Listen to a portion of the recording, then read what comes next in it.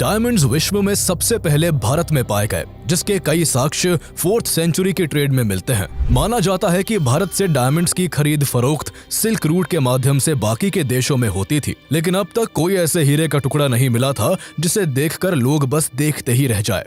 वक्त बीतने के साथ हीरा बेशकीमती स्टोन के तौर पर अपनी जगह बना चुका था। 13th सेंचुरी में जहां पूरी दुनिया में एक भी हीरे की खान नहीं थी, तभी भारत में एक ऐसे हीरे की खोज हुई जिसकी चमक के आगे बड़े बड़े राजाओं की आंखें चौंधी आ गई थी। ये हीरा बेहद ही अनोखा था। तब कहां किसी को पता था कि ये हीरा आने वाले दिनों में इतना यूनिक और बेशकीमती होगा कि जो भी इसे देखेगा बस देखता ही रह जाएगा। जैसे जैसे इसकी पॉपुलैरिटी बढ़ती गई, वैसे ही उस समय के राजाओं में इसे हासिल करने की होड़ बढ़ गई। आज की कहानी है कोहिनूर की। भारत की कोख से निकला वो हीरा जो आज ब्रिटेन की धरोहर बना हुआ है। ऐसा नहीं है कि कभी भारत की शान में 4 चांद लगाने वाला कोहिनूर रातों रात ब्रिटेन चला गया या फिर उन्होंने इसे किसी युद्ध में छीन लिया। कोहिनूर की कहानी बहुत लंबी है। भारत में एक रजवाड़े से होते हुए दूसरे रजवाड़े की सैर करते हुए फाइनली ये हीरा ब्रिटिश क्राउन को सो कॉल्ड गिफ्ट के तौर पर दे दिया गया था। यहाँ एक और बड़ी मजेदार बात यह है कि मुगल सल्तनत के ताजो तख्त से होते हुए क्वीन विक्टोरिया के सर का ताज बनने तक के सफर में इस हीरे को कभी खरीदा या बेचा नहीं गया। शायद इसी वजह से आज तक ये हीरा बेशकीमती माना जाता रहा है। पर कोहिनूर की एक अपनी कहानी रही है। इसकी चमक में कई लोगों का खून लगा हुआ है और इसकी चाहत के कई किस्सों से दुनिया आज तक बेखबर है। तो चलिए आपको ले चलते हैं कोहिनूर की चमकीली कहानियों में और आपको बताते हैं इसके वो किस्से जो इसकी चमक के पीछे गुम हो गए हैं। The Indian government has said it would make all possible efforts to get back the priceless Kohinoor diamond that is part of the Queen Mother's crown. Malik Kafur ने उस मंदिर को डिस्ट्रॉय करके वहां से लिया है। This incredible jewel has not just been passed down through generations. It's been stolen. It's been fought over. It's gone through all manner of chicanery and skullduggery to get it to its current point. For a diamond, are you ever going to return that? I don't think. But accepting the fact that the diamond was taken away by force. Give it back to India. I don't see why an Indian child from India has to travel all the way to the UK to look at it and just pay for it. Kohinoor के origin के बारे में कई तरह की कहानियां प्रचलित है। ऐसी ही एक कहानी के अनुसार इस हीरे को करीब 5000 साल पहले जामवंत जी ने भगवान श्री कृष्ण को दिया था। महाभारत काल में इस हीरे को स्यनमंतक मणि के नाम से जाना जाता था। लेकिन इसके बारे में कहानी यही खत्म नहीं होती। जहां कोहिनूर को महाभारत काल का बताया जाता है, तो वहीं ये भी कहा जाता है कि इस हीरे को 3200 साल पहले एक नदी में पाया गया था। खैर सच्चाई जो भी हो, लेकिन आज तक इस हीरे की ओरिजिन के बारे में एक्यूरेट और वैलिड इंफॉर्मेशन जुटाई नहीं जा सकी है। कोहिनूर अपने खोजे जाने के वक्त दुनिया का सबसे बड़ा डायमंड था और उसका कुल वजन 793 कैरेट्स के आसपास था। बाद में इस हीरे को कई बार तराशा गया है, जिसकी वजह से इसका वजन घटकर 105.6 कैरेट के आसपास रह गया है। हालांकि कई बार तराशे जाने के बावजूद कोहिनूर अब भी दुनिया के सबसे बड़े तराशे हुए हीरों में से एक बना हुआ है। कई दावों के हिसाब से कोहिनूर की कहानी 13th सेंचुरी में शुरू होती है, जब आज के आंध्र प्रदेश में काकतीय डायनेस्टी का राज था। उन्हीं दिनों वहां के गोलकोंडा में कोयले की खदानें थी, जिनकी खुदाई की जा रही थी। यही के कोल्लूर माइंस में कोहिनूर की खोज हुई। कोहिनूर के खोजे जाने के वक्त भारत में राजा महाराजाओं का दौर हुआ करता था, इसलिए जब भी कोई बेशकीमती चीज खोजी जाती उसे राजा के पास पहुंचा दिया जाता था। इसी तरह कोहिनूर के मिलते ही उसे काकतीय डायनेस्टी के राजा के पास पहुंचा दिया गया।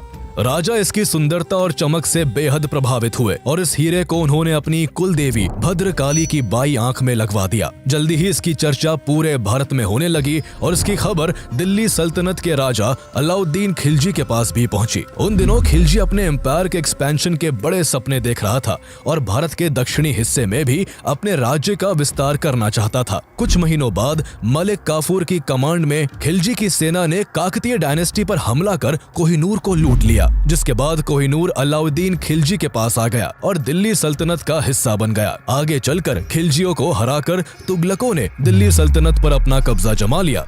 तब तक कोहिनूर इतना पॉपुलर हो गया था कि जब भी कोई राजा दूसरे को हराता, वो हारने वाले राजा से कोहिनूर ले लेता। इसी तरह कोहिनूर भी खिलजियों से होकर तुगलकों के पास चला गया। तुगलकों के पास पहुंचने के बाद कोहिनूर फिरोज शाह तुगलक के पास आ पहुंचा। आगे चलकर तुगलकों से होते हुए कोहिनूर मालवा के राजा होशंग शाह के हाथों में आ गया। मालवा का राजा बनने के बाद होशंग शाह अपने पड़ोसी राज्य ग्वालियर को जीतना चाहता था।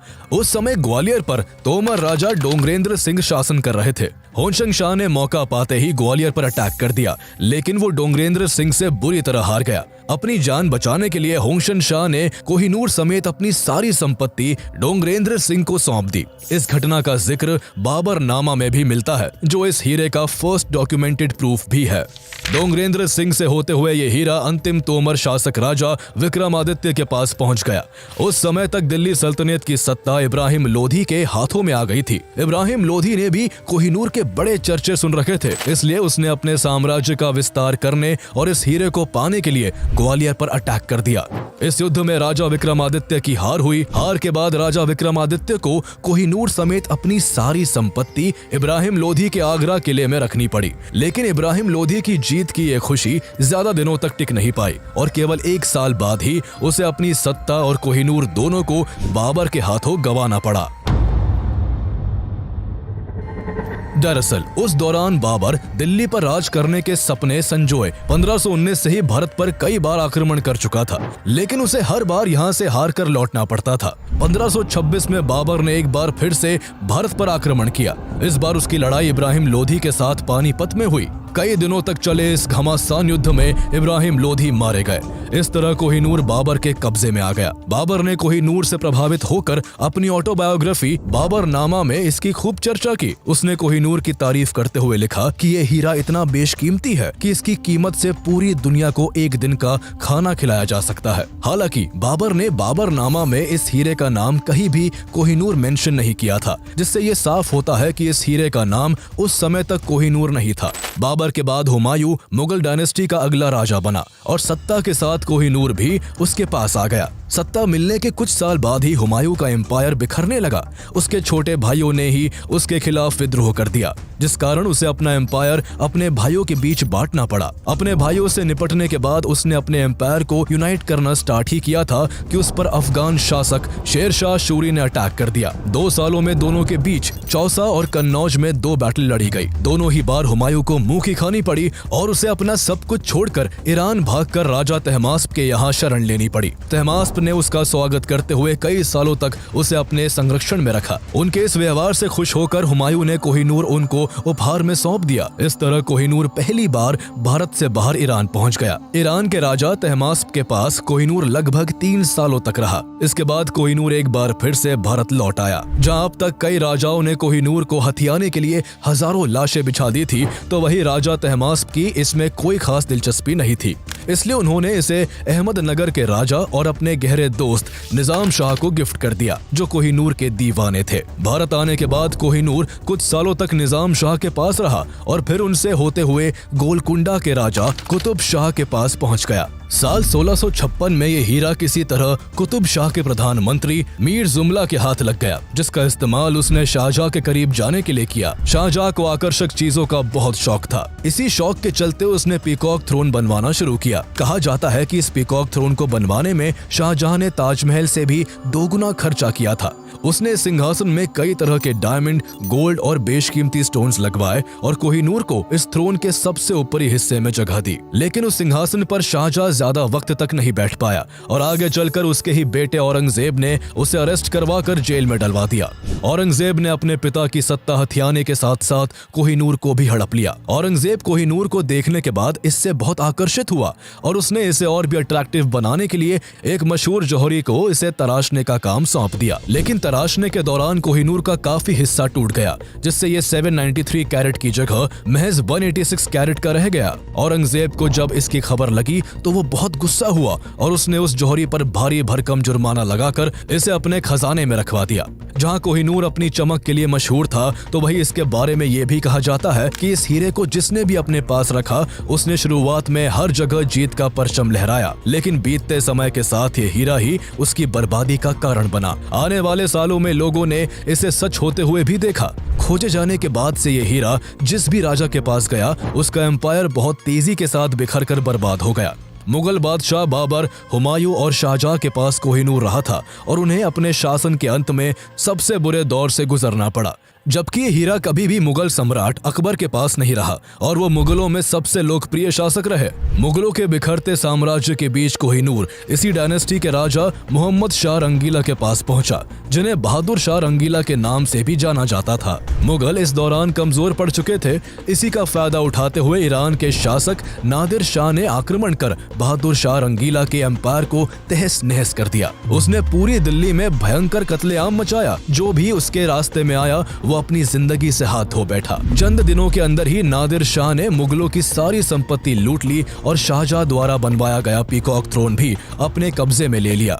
लेकिन अब तक उसे वो कोहिनूर नहीं मिला था जिसकी चमक के चर्चे उसने सुन रखे थे। दरअसल कोहिनूर उसके हाथ अभी तक इसलिए नहीं लगा था क्योंकि बहादुर शाह रंगीला उसे अपनी पगड़ी में छुपा कर रखता था। नादिर शाह को जब इस बात की खबर लगी तो उसने इसे हासिल करने के लिए बहादुर शाह से अपनी जीत की खुशी मनाने के लिए एक दूसरे की पगड़ी पहनने को कहा। बहादुर शाह जो पहले ही जंग हार चुके थे वो अब नादिर शाह की बात ना मानकर अपनी जिंदगी नहीं गंवाना चाहते थे, इसलिए उन्हें अपनी पगड़ी उतारने के लिए मजबूर होना पड़ा। जैसे ही बहादुर शाह ने अपनी पगड़ी निकाली, हीरा जमीन पर गिर पड़ा। जमीन पर गिरते ही उसकी रोशनी चारों तरफ फैल गई। इसे देखकर नादिर शाह अचंभे में पड़ गया और उसके मुंह से कोहिनूर शब्द निकल पड़ा, जिसका मतलब था माउंटेन ऑफ लाइट। तब से ही ये हीरा कोहिनूर के नाम से जाना जाने लगा। कुछ दिनों के बाद नादिर शाह भारत से कोहिनूर समेत बहुत सारी संपत्ति लूटकर अपनी सेना के साथ ईरान लौट आया। वक्त गुजर जाने के बावजूद उसका कोहिनूर को लेकर आकर्षण कम नहीं हुआ। वो कोहिनूर का इतना दीवाना था कि उसे हर वक्त अपनी नजरों के सामने रखना चाहता था। इसलिए नादिर शाह ने कोहिनूर को अपनी आर्म पर बांधना शुरू कर दिया। कुछ सालों तक तो सब ठीक चलता रहा, लेकिन फिर कोहिनूर ने नादिर शाह के एम्पायर पर भी अपना असर दिखाना शुरू कर दिया। उसकी जिंदगी इस कदर बर्बाद हुई कि अंतिम समय में वो अपना दिमागी संतुलन खो बैठा और अपने ही लॉयल बॉडीगार्ड्स पर शक करने लगा। इस शक के चलते उसने अपने सभी कमांडर्स को हटाकर उनकी जगह अहमद शाह दुर्रानी को कमांडर अपॉइंट कर अपने सभी पुराने कमांडर्स और बॉडीगार्ड्स को खत्म करने का आदेश दे दिया। लेकिन नादिर शाह की प्लानिंग की खबर उसके पुराने बॉडीगार्ड्स को लग गई, जिसके बाद सालार खान और मोहम्मद खान कजर नाम के 2 बॉडीगार्ड्स ने उसी रात नादिर शाह की हत्या कर दी। आगे चलकर नादिर शाह के फाइनेंशियल ऑफिसर मोहम्मद काजिम मारवी ने अलम अराय नादरी नाम से एक किताब लिखी, जिसमें इस हीरे का नाम कोहिनूर मेंशन किया गया था, जो इस हीरे का कोहिनूर नाम होने का फर्स्ट वैलिड सोर्स है। नादिर शाह की मौत के बाद उसके एम्पायर पर अहमद शाह दुर्रानी का कब्जा हो गया और वो कोहिनूर को ईरान से अफगानिस्तान ले गया। इस तरह कोहिनूर भारत से ईरान और फिर अफगानिस्तान पहुंच गया। इसके बाद अफगानिस्तान में ही अहमद शाह दुर्रानी के ही वंशज शाह शुजा दुर्रानी के पास कोहिनूर आ गया। बदलते वक्त के साथ राज सिंहासन बदल जाते, कोहिनूर पर मालिकाना हक रखने वाले राजा बदल जाते, लेकिन एक चीज जो नहीं बदलती थी तो वो थी कोहिनूर की चमक और उसको लेकर लोगों का आकर्षण। एक बार शाह शुजा की पत्नी वफा बेगम से किसी ने कोहिनूर की प्राइस प्रेडिक्शन करने का कहा। बेगम ने इसका जवाब देते हुए कहा कि अगर 4 ताकतवर पहलवानों से चारों दिशाओं में एक एक पत्थर फेंकवाया जाए और एक पत्थर आकाश की ओर उछाल दिया जाए, इसके बाद 5 पत्थरों ने जितना डिस्टेंस तय किया उस डिस्टेंस को अगर गोल्ड से भर दिया जाए तो भी उस पूरे सोने की कीमत कोहिनूर जितनी नहीं हो सकती। बेगम की इस बात से कल्पना की जा सकती है कि आखिर कोहिनूर क्यों इतना प्राइसलेस और पॉपुलर था। सत्ता और कोहिनूर को पाने के बाद शुरू में शाह शुजा दुर्रानी के शासन काल में सब ठीक चल रहा था। उसने आसपास के कई क्षेत्रों को जीतकर अपनी शक्ति बढ़ा ली थी, लेकिन एकाएक उसके परिवार में फूट पड़ गई और उसके भाइयों ने ही उसके खिलाफ विद्रोह करके उसे गद्दी से उतार फेंका। शाह शुजा दुर्रानी को अपनी पत्नी के साथ अफगानिस्तान से भागकर लाहौर आना पड़ा, जहां राजा रणजीत सिंह ने उन्हें शरण दी। महाराजा रणजीत सिंह ने न केवल उसे लाहौर में रहने की इजाजत दी, बल्कि उसे फिर से अपनी सत्ता हासिल करने के लिए मोटिवेट भी किया। दोबारा सत्ता हासिल करने के क्रम में उसने अटक पर हमला किया, लेकिन उसे हार का सामना करना पड़ा। अटक के शासक जहानदाद खान ने उसे अरेस्ट कर लिया और श्रीनगर की जेल में बंद कर दिया। जैसे ही इसकी खबर महाराजा रणजीत सिंह को लगी, उन्होंने अपने कमांडर मुहक्कम चंद को उसे छुड़वाने के लिए कश्मीर भेजा, जिसके बाद मुहक्कम चंद उसे रिहा करवा कर लाहौर ले आए। महाराजा रणजीत सिंह द्वारा अपने हस्बैंड की जान बचाने से वफा बेगम बहुत खुश हुई और उन्होंने कोहिनूर महाराजा रणजीत सिंह को गिफ्ट के तौर पर दे दिया। महाराजा रणजीत सिंह सिख एम्पायर के राजा थे। उस समय भारत में अंग्रेजों की हुकूमत थी, इसलिए उनके घर कई अंग्रेज अफसरों का आना जाना लगा रहता था। कोहिनूर हासिल करने के बाद जब भी अंग्रेज अफसर उनके घर जाते, वो बड़ी शान से कोहिनूर को दिखाकर उसकी प्रशंसा किया करते थे। वो अक्सर दिवाली, दशहरा जैसे बड़े फेस्टिवल्स पर इसे अपने हाथ में बांधकर पब्लिक के बीच घूमा करते थे। कोहिनूर उन्हें इतना प्यारा था कि वो कई बार युद्ध के दौरान भी इसे अपने साथ ले जाया करते थे। शुरुआती दौर में जब कोहिनूर महाराजा रणजीत सिंह के पास आया था तो उन्होंने कई महत्वपूर्ण लड़ाई जीती थी, लेकिन ये उनकी जिंदगी में आने वाले भूचाल के पहले की शांति थी। वक्त के साथ साथ कोहिनूर महाराजा रणजीत सिंह पर भी अपना असर दिखाना शुरू कर चुका था। 1839 तक उन्हें कई बीमारियों ने घेर लिया था।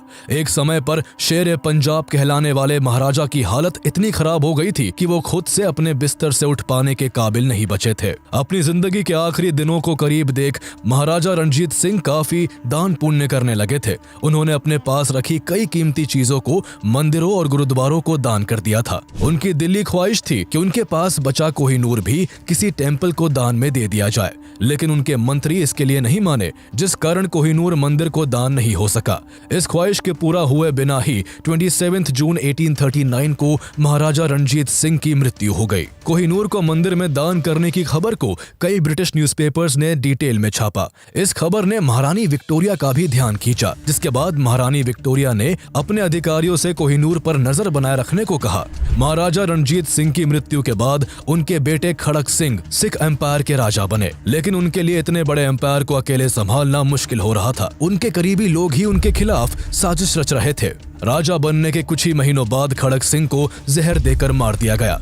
सिख एम्पायर की यूनिटी में दरार पड़ चुकी थी। लोग एक दूसरे के खून के प्यासे बन चुके थे। करीब 4 सालों तक ऐसा ही चलता रहा। इस बीच महाराजा रणजीत सिंह के कई पुत्र राजा बने, लेकिन उन सभी को मौत की नींद सुला दिया गया। अब सिख एम्पायर की सत्ता को संभालने वाले केवल उनके सबसे छोटे बेटे दलीप सिंह ही बचे थे, जो केवल 5 साल के थे। इतनी छोटी उम्र के बावजूद सिख एम्पायर को बिखरने से बचाने के लिए उन्हें राजा बनाया गया। हालांकि दलीप सिंह केवल नाम मात्र के राजा थे। असल में सिख साम्राज्य की बागडोर उनकी मां जिंद कौर के हाथों में थी। अनुभवहीन राजा और बढ़ती साजिशों को देखते हुए ब्रिटिशर्स को सिख एम्पायर हड़पने का अच्छा मौका हाथ लगा और उन्होंने 1845 में पंजाब पर अटैक कर दिया। सिखों के लिए अंग्रेजी सेना का सामना करना मुश्किल हो गया और कुछ ही दिनों के भीतर अंग्रेज युद्ध जीत गए।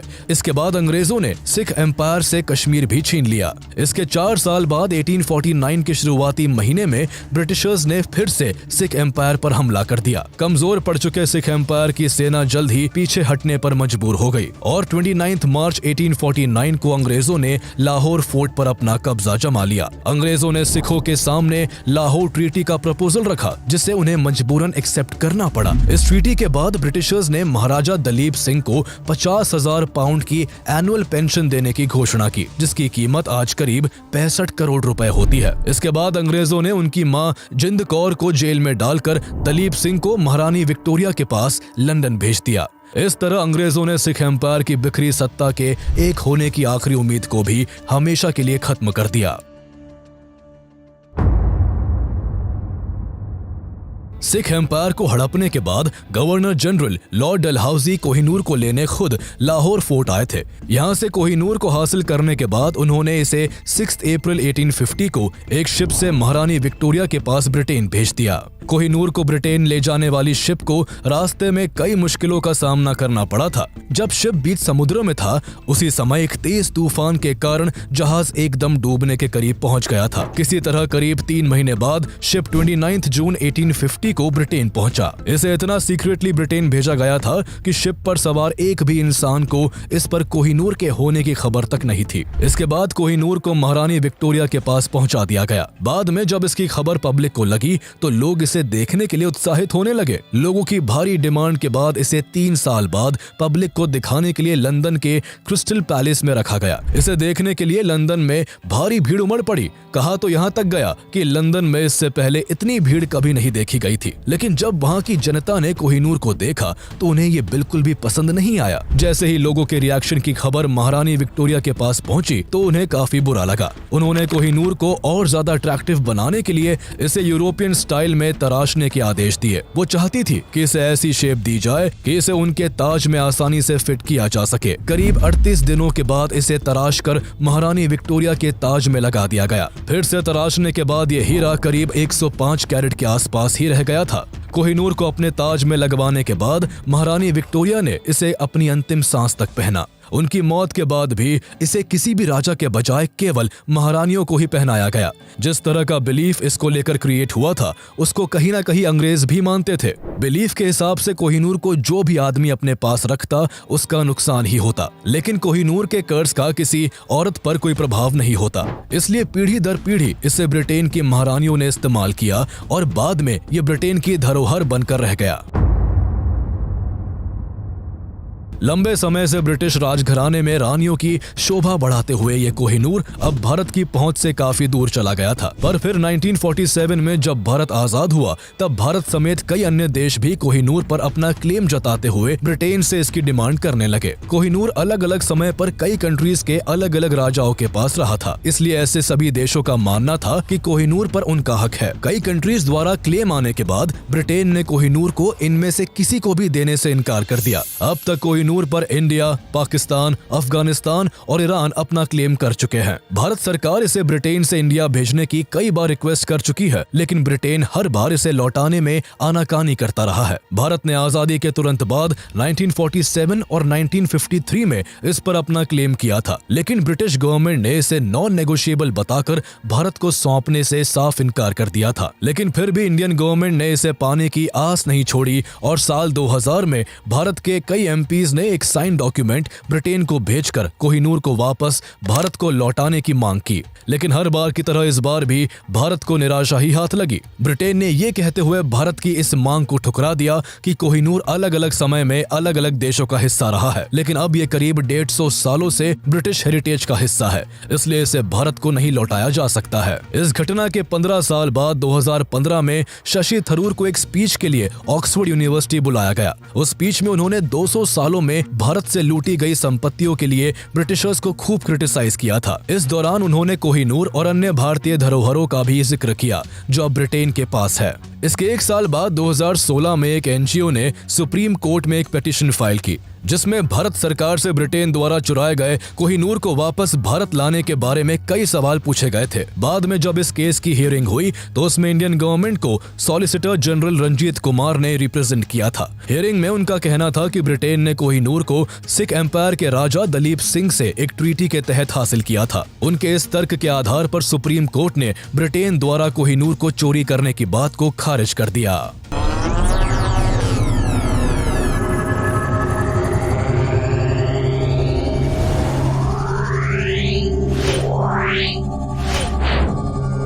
Yeah.